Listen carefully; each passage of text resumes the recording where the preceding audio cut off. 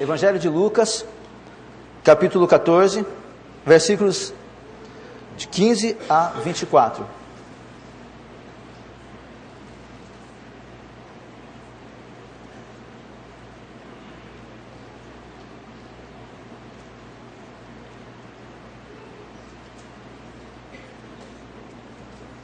Lucas 14, de 15 a 24, assim diz a palavra do Senhor. Ora, ouvindo tais palavras, um dos que estavam com ele à mesa disse-lhe: Bem-aventurado aquele que comer pão no reino de Deus. Ele, porém, respondeu. Jesus respondeu: Certo homem deu uma grande ceia e convidou muitos. À hora da ceia, enviou o seu servo para avisar aos convidados: Vinde, porque tudo já está preparado. Não obstante, todos a uma começaram a excusar-se. Disse o primeiro: Comprei um campo e preciso ir vê-lo. Rogo-te que me tenhas por escusado. O outro disse: Comprei 5 juntas de bois e vou experimentá-las. Rogo-te que me tenhas por escusado. E outro disse: Casei-me, por isso não posso ir. Voltando o servo, tudo contou ao seu senhor. Então, irado, o dono da casa disse ao seu servo: Sai depressa para as ruas e becos da cidade, e traze para aqui os pobres, os aleijados, os cegos e os coxos. Depois lhe disse o servo: Senhor, feito está como mandaste, e ainda há lugar. Respondeu-lhe o Senhor: Sai pelos caminhos e atalhos, e obriga a todos a entrar, para que fique cheia a minha casa. Porque vos declaro que nenhum daqueles homens que foram convidados provará a minha ceia. Oremos. Ó Senhor, a Tua palavra lida agora, Senhor. Dá-nos por Tua graça e misericórdia, que ela seja pregada com fidelidade, que ela seja ouvida com atenção, amada, entendida e obedecida. Cremos em Ti, Senhor. Oramos em nome de Jesus. Amém.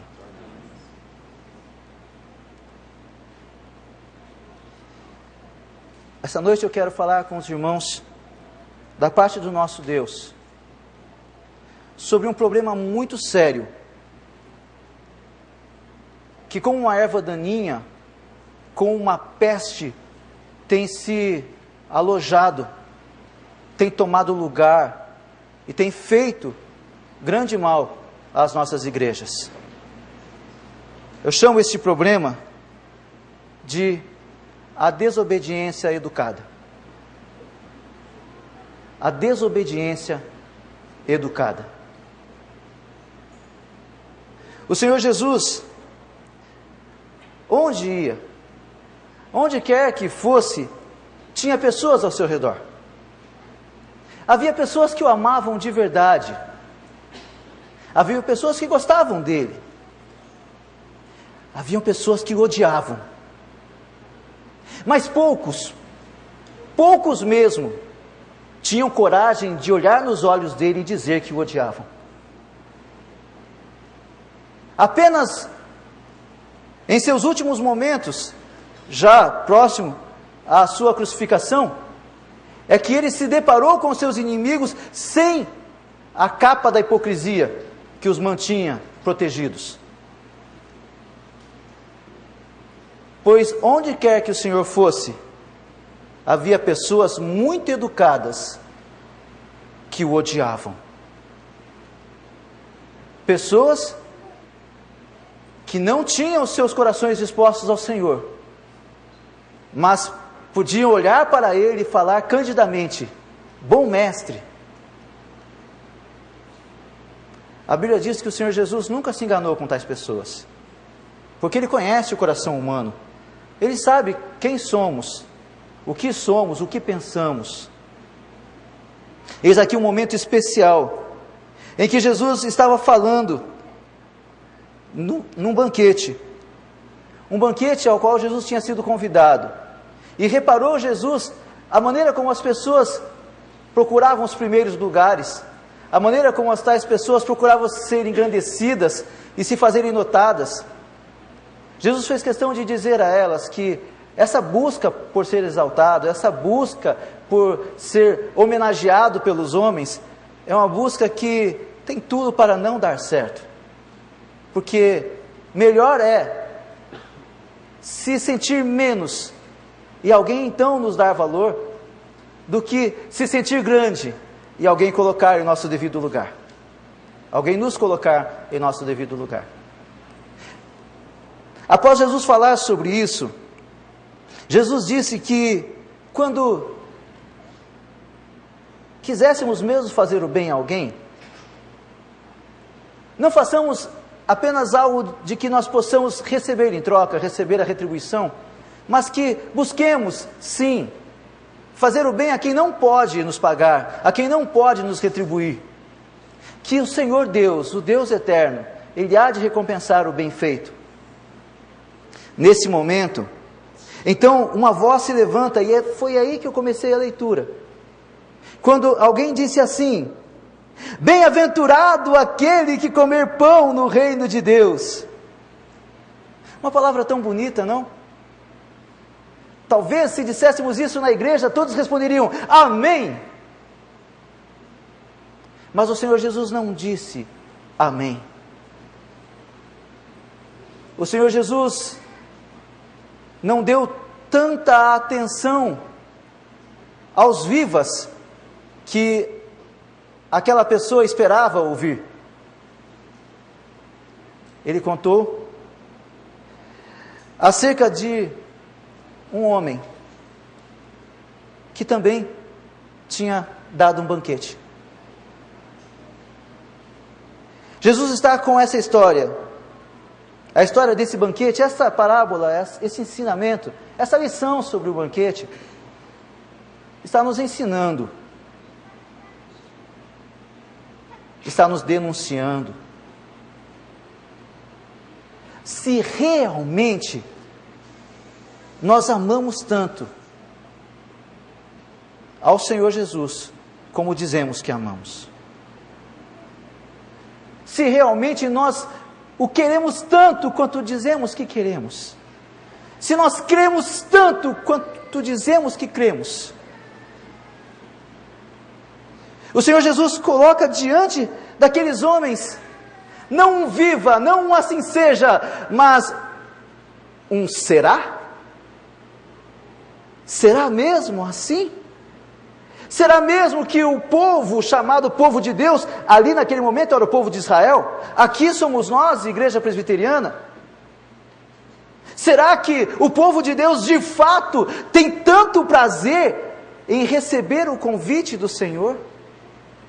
Será que o povo de Deus está realmente tão engajado nesta obra, amando tanto o seu reino, que fica incontestável tanto amor?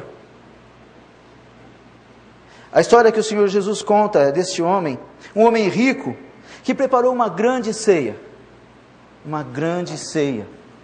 chamando pessoas que certamente ele tinha em grande consideração, pessoas que ele amava de fato, pessoas que ele tinha certeza que teriam gosto de estar junto a ele. O Senhor Jesus diz que este homem já havia convidado, eles já eram convidados, mas como era comum naquele tempo antigo, quando as pessoas não tinham relógios de pulso, ou mesmo celulares digitais para verem a hora a qualquer momento, era comum que quando houvesse um convite, chegando a hora do tal banquete, ia o mensageiro reforçar o convite e trazer as pessoas, porque a hora é chegada. Vê-se pelas palavras iniciais que não houve recusa no momento inicial. Que quando o Senhor disse que havia um convite preparado para eles, que seria preparado para eles, eles aceitaram de bom grado. Mas agora nesse segundo convite, nessa hora de receber, de fato a confirmação de que tudo está bem, tudo está preparado da parte do Senhor, logo, tudo também há de estar preparado da parte dos convidados. Era o mais natural de se esperar, eram amigos, diziam o tempo todo que eram seus amigos. Contudo, a palavra mencionada aqui é que eles tiveram uma única resposta: não vai dar. Não dá. Agora então, as desculpas se dividem, se espalham como ramos, onde cada um busca uma maneira de explicar o seu não vai dar. Eles poderiam terem se munido de coragem, olhado para o mensageiro e dito com voz forte e firme: não quero, não gosto, não estou afim. Mas eles não fizeram isso. Eles disseram: não dá. A resposta de cada um evocava coisas importantes que precisavam ser cuidadas, coisas urgentes que precisavam ser feitas, pessoas importantes que precisavam ser satisfeitas e agradadas. A resposta de um foi: comprei um campo. Que coisa, hein? Comprei um campo e não fui ver o meu campo. Eu não vou conseguir dormir essa noite se eu não for ver o meu campo. Vai que eu fiz um mau negócio. Preciso ver este campo. Mas é a hora do jantar, é a hora do banquete, mas eles estão preocupados com um campo que não pode deixar para amanhã. O senhor tem que entender, compreenda a minha situação, não é por mal, veja bem, se eu pudesse eu iria.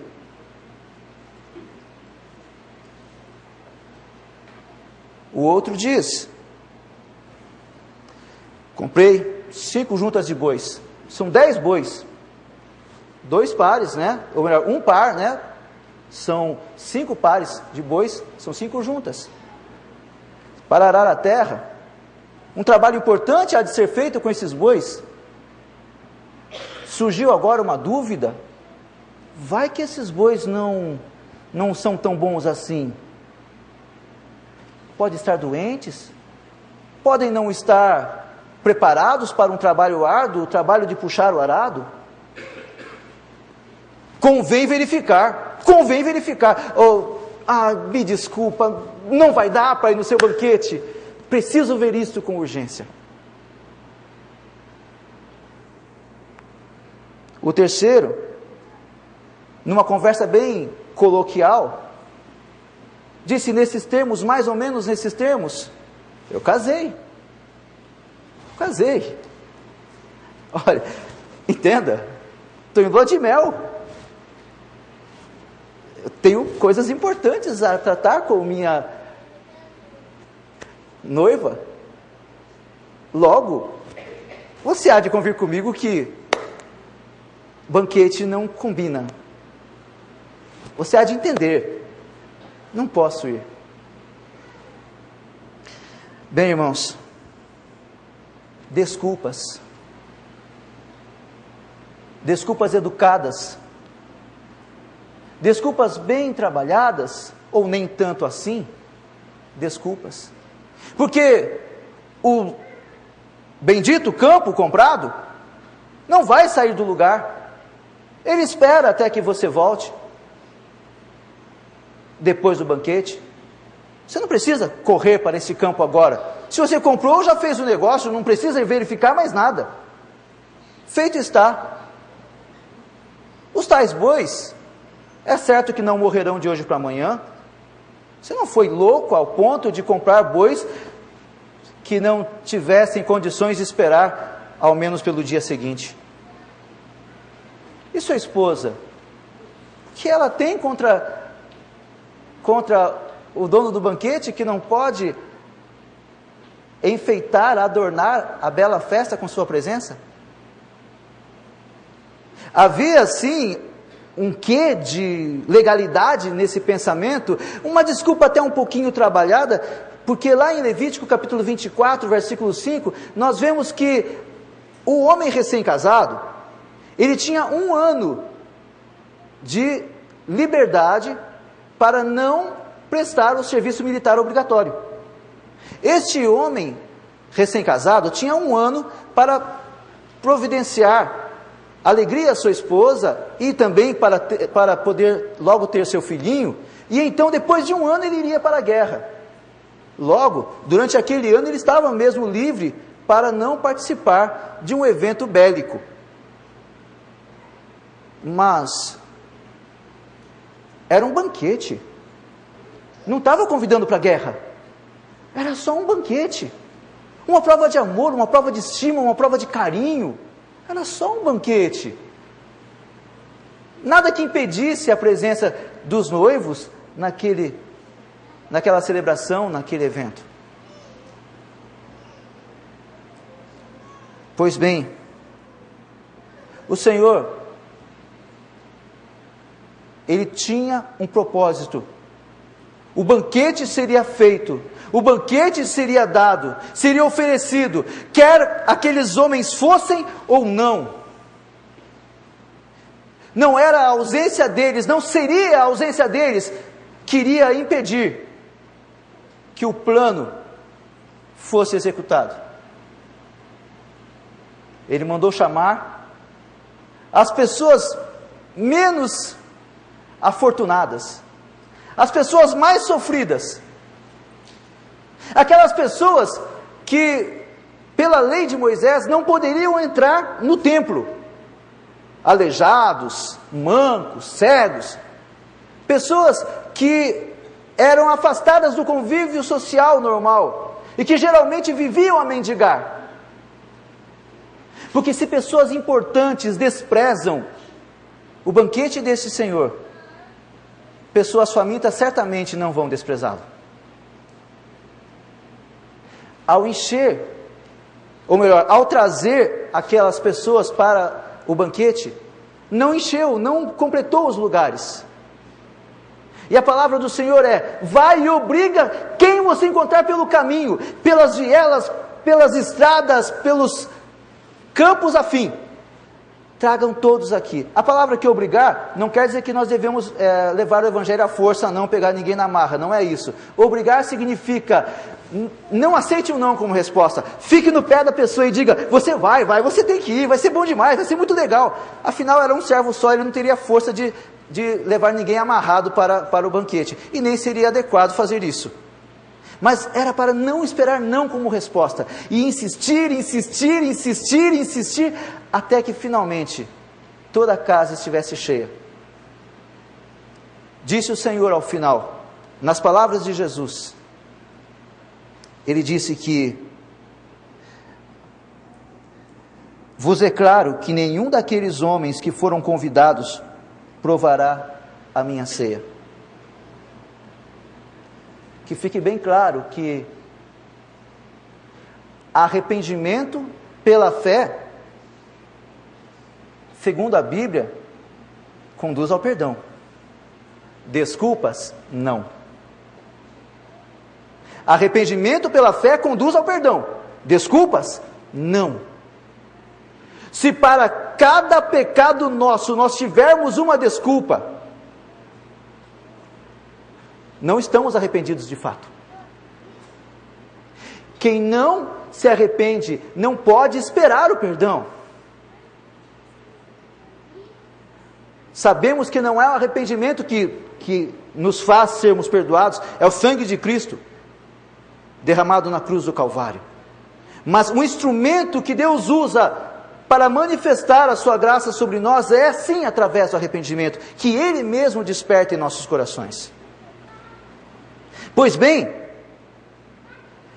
as desculpas que se fazem por pessoas que se dizem crentes, por pessoas que dizem que amam a Deus, em geral são desculpas educadas.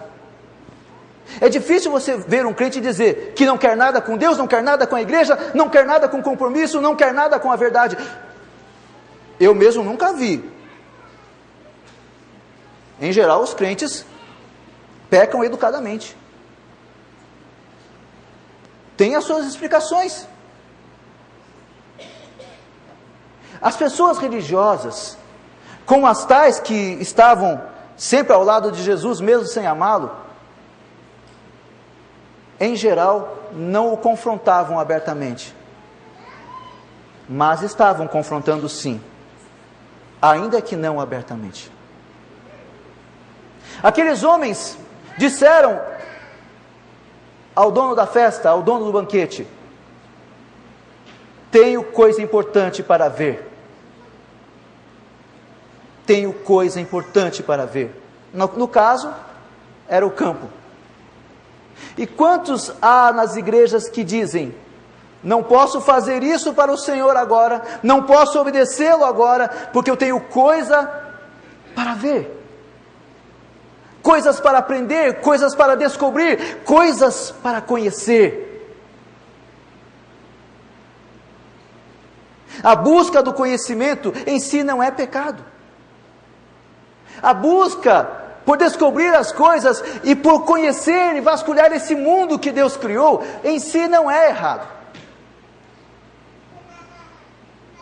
Contudo, quando nós temos uma obrigação da parte do Senhor, seja porque a igreja precisa de você, ou seja porque a palavra de Deus te impõe uma determinada obrigação, necessidade ou atitude a tomar, e você diz: eu não posso porque eu tenho coisas para conhecer, coisas para saber, coisas para descobrir. Eu não posso.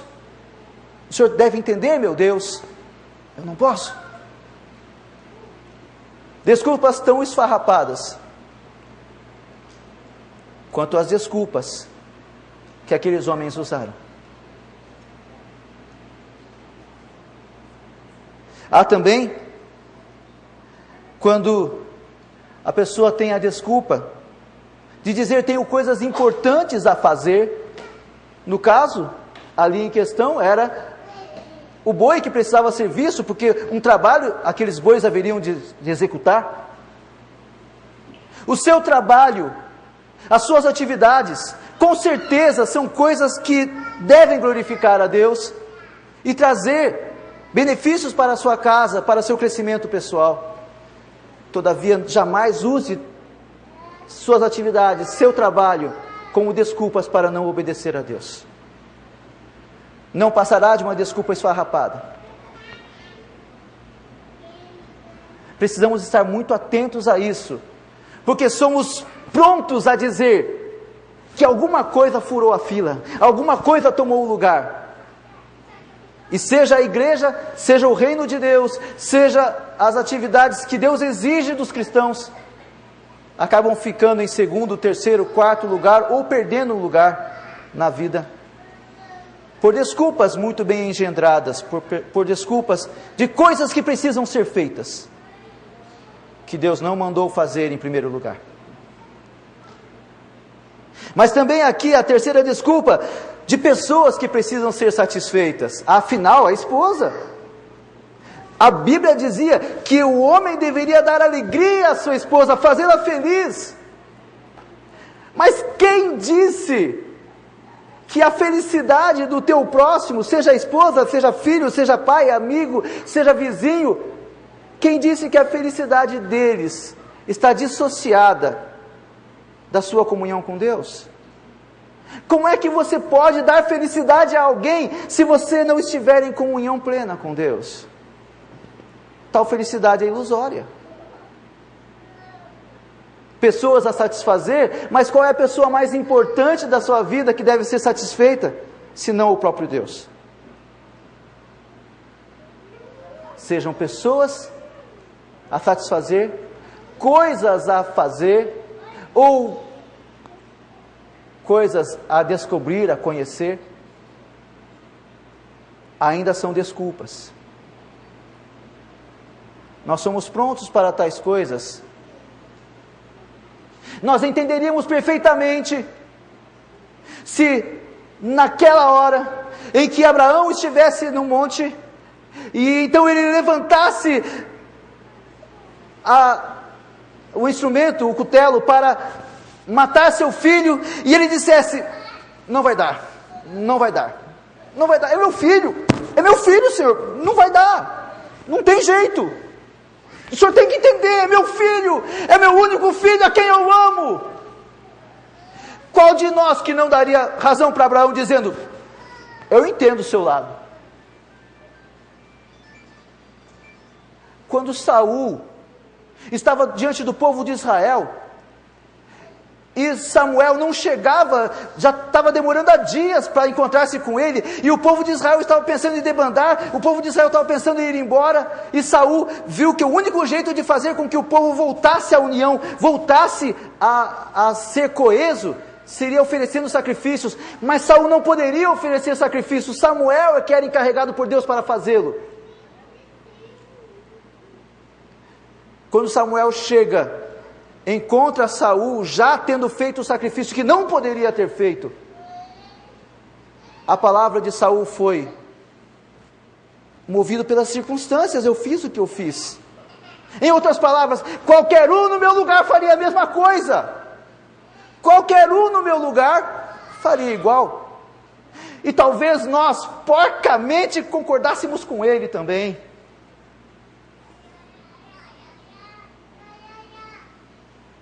Estamos acostumados com desculpas educadas.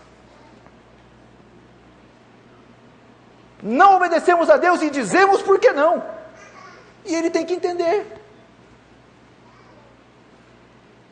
E assim, a igreja vai padecendo de falta de professores de escola dominical. A igreja vai padecendo de falta de organistas, de falta de regentes, de falta de diáconos, de falta de presbíteros, de falta de pessoas, de falta de gente. O evangelho já não é tão pregado, as pessoas já não levam mais avante a palavra, folhetos não são distribuídos, bíblias não são doadas, orações não são feitas, leituras da Bíblia são deixadas de lado, mas cada uma dessas coisas com boas desculpas. Cada uma dessas coisas com desculpas muito bem engendradas, as quais o Senhor tem que entender.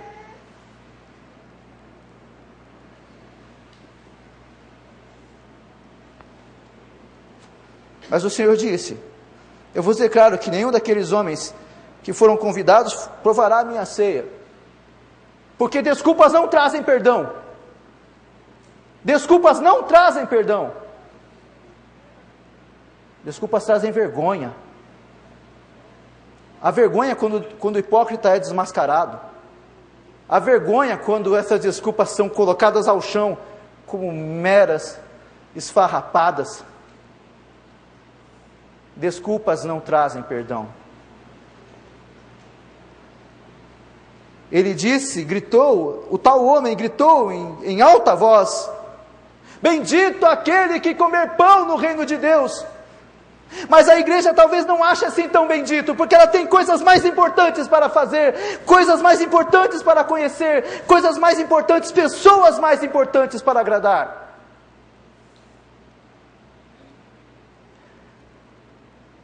Há um costume lindo nessa igreja de Vila Formosa. Ao final dos cultos, o pastor José Maurício, ele grita, Maranata! E a igreja responde lindamente, ora, vem Senhor Jesus!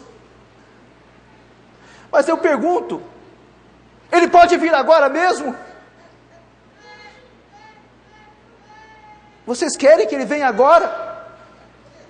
Ou vocês têm coisas importantes para fazer, coisas importantes para conhecer, pessoas importantes para satisfazer, e depois ele venha? Agora não. Não estou julgando essa igreja, não posso. Quem sou eu? Cada um sabe do seu coração. Cada um sabe do seu coração. Se quando fala, ora vem Senhor Jesus, é mesmo um desejo de que o Senhor venha, estabeleça a justiça e o juízo, e todo mundo veja que a nossa fé é verdadeira. Ou, se simplesmente é um lindo jogral que fazemos ao final de cada culto.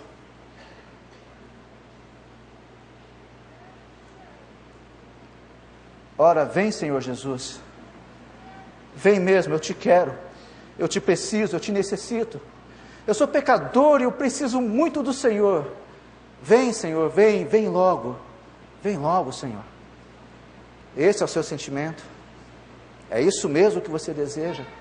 O reino de Deus, totalmente manifesto, para que os maus finalmente se calem e saibam que há um Deus que reina desde toda a eternidade, que seu Filho Jesus Cristo é Rei, desde a sua primeira vinda, veio reinando e para reinar, e voltará para completar de vez e se manifestar para todas as nações.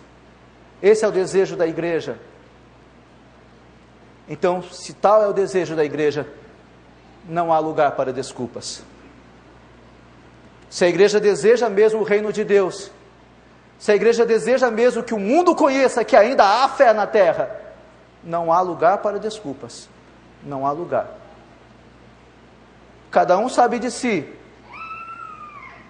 O que você pode fazer pelo reino de Deus?